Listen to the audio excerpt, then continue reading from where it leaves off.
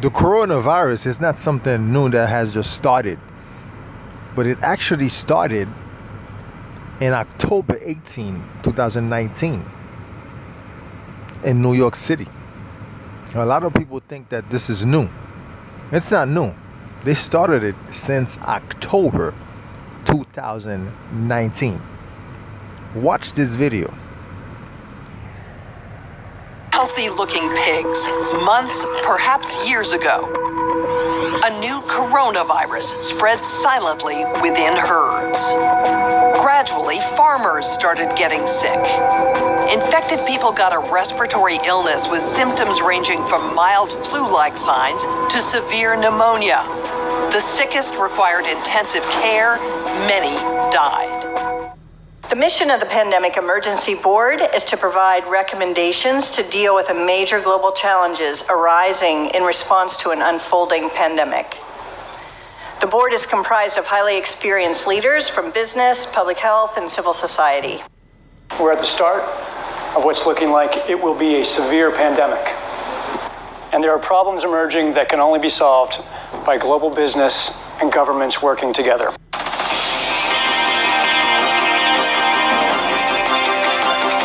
Public health agencies have issued travel advisories, while some countries have banned travel from the worst affected areas. As a result, the travel sector is taking a huge hit. Travel bookings are down 45%, and many flights have been canceled. Governments need to be willing to do things that are out of their historical perspective, or for the most part, it's really a war footing that we need to be on. We shouldn't underestimate the power of entrepreneurship. We need to escalate that, whether it's through the government's helping with tax breaks or subsidies of that nature to increase manufacturing of those types of products. It can happen quickly. A Marshall-type plan, don't mean to say that exactly, but a Marshall plan that can go into effect can stimulate change very quickly.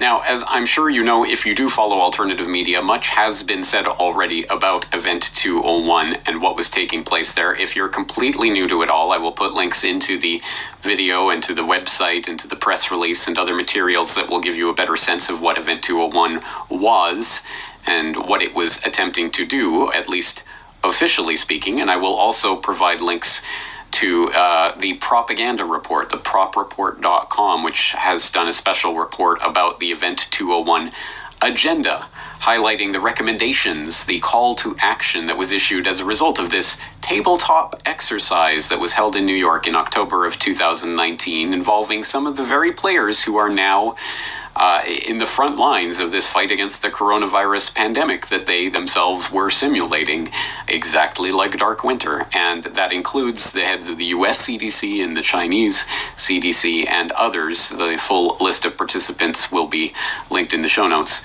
But specifically in this call to action, they talk about the various things that the World Economic Forum, the Johns Hopkins Center for Health Security, and Bill and Melinda Gates Foundation jointly propose as a result of their findings playing out this coronavirus pandemic scenario in October.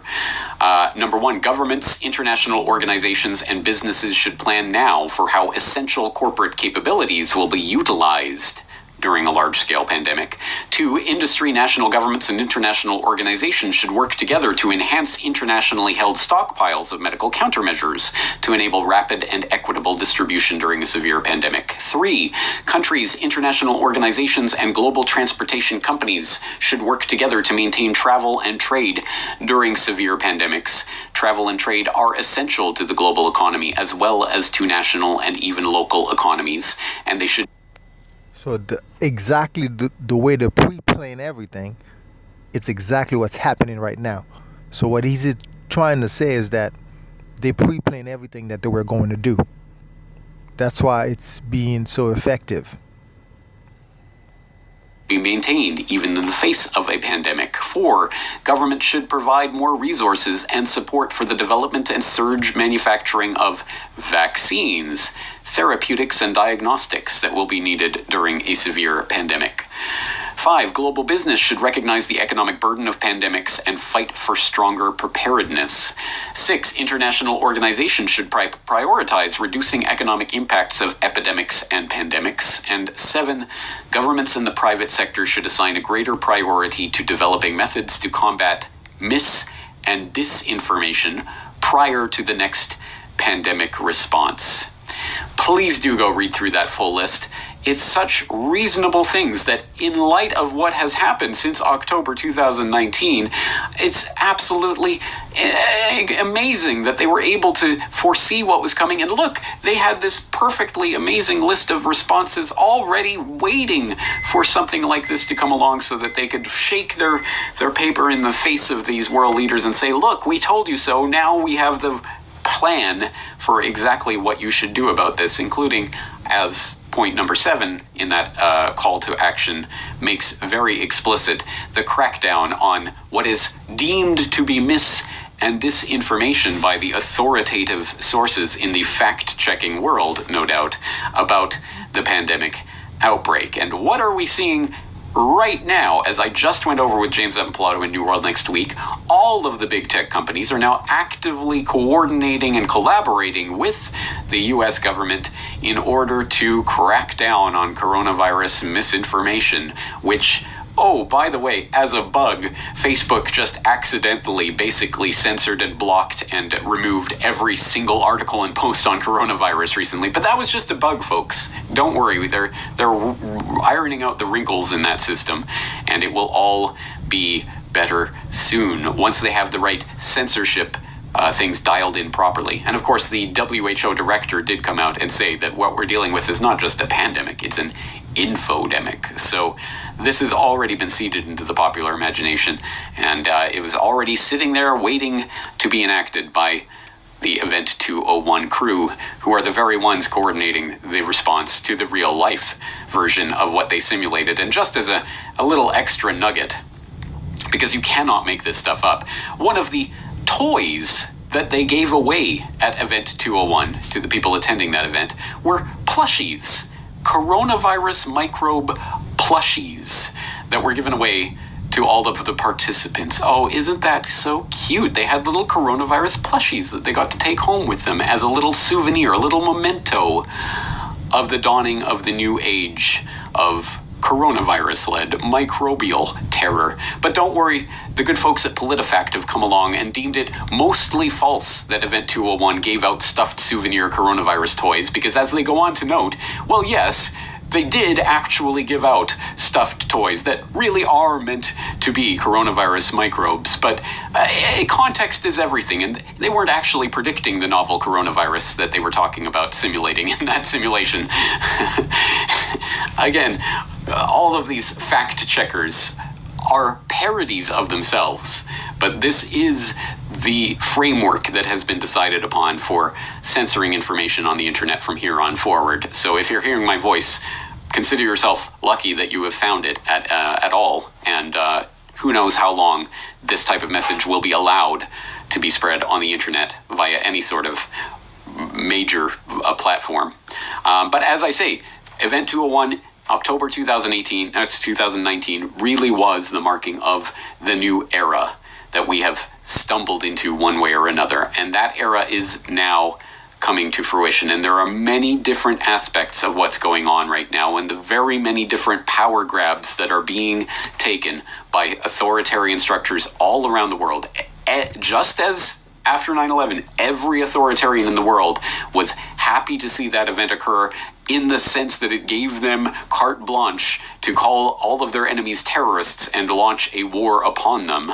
Well, now the authoritarian structures around the world are benefiting from the massive power grab that is taking place right under our nose. And there are many different aspects to this, including the incredible steps that have just taken place just in the past few hours. As I'm recording this podcast, Trump taps emergency powers as virus relief plan proceeds, in which we are learning that a 70-year-old wartime piece of legislation known as the Defense Production Act is being put into place to essentially nationalize certain industries and services at the behest of the government to create medical relief supplies. Well, isn't this great? We can nationalize industry and make sure that it all works and functions in the way that we need in order to save lives, of course. That's what it's always about.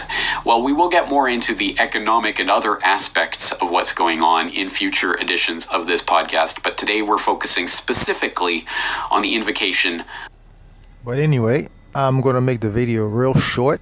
In layman's term, what he's trying to say is this virus, so-called coronavirus, is actually benefiting for the governments and for the people that are in charge, the leaders, the officials. It gives them more authority over the public, over the schools, over the corporations, over your home, over your lives. Because of what happened, it strengthens the authority of the cops, of your president. Now anything they say goes because of this coronavirus.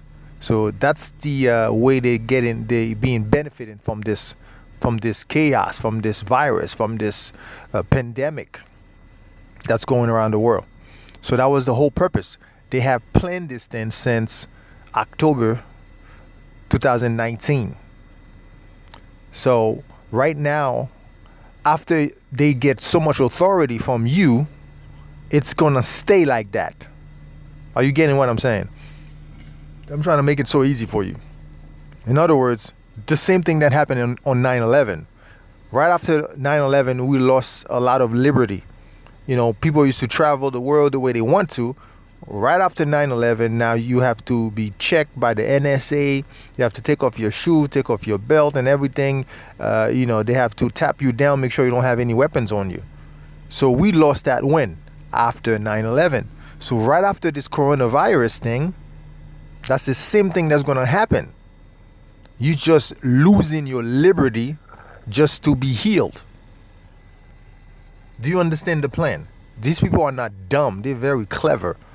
So they cause a global emergency where everybody think that they need some vaccination for this so-called coronavirus. All right? But what they really doing is that's a way of taking your liberty away by offering you a solution to this coronavirus, by offering you a vaccine. So the only way to make you become compliant to your authorities is by causing chaos.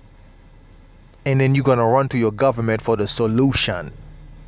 That way, they can take your rights easily. So that's why they came up with this coronavirus. All right, if you like, share and subscribe. If you don't want to subscribe, don't. And put a comment. For God's sakes, put a comment. You know, a lot of people watch these videos and they don't put any comment. At least say you like it, you didn't like it. If you have any questions, say something. Anyway, God bless. Stay safe.